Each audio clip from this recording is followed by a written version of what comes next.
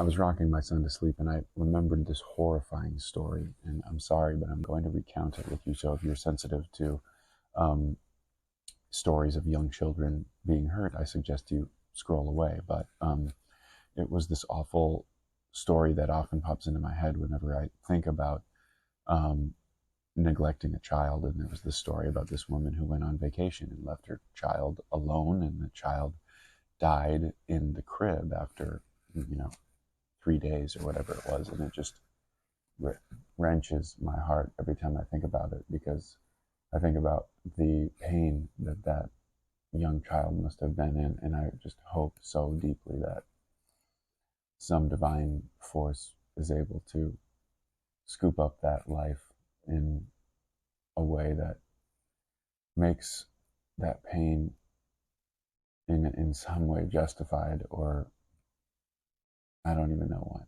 But I think about that when I think about neglecting my own child. And if I'm paying attention to them, and obviously to a degree, every parent neglects their children, some, you know, some more than others, and you do it as little as you possibly can. But that story comes back into my mind, and it just makes me think about how fragile and careful and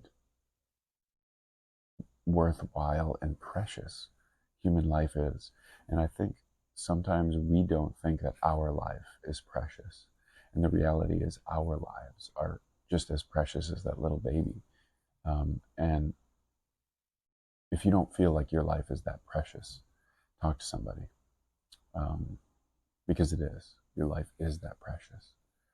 And it would be a tragedy if it went unrealized, unrecognized by the people around you and by yourself. So if you don't know what's in your way, or you're struggling to try and figure out, you know, how to make your life feel precious, or even discover what that might mean for you, let me know in the comments, or send me a DM, or download Avalo Chat and tell me your story, and let's continue the conversation there.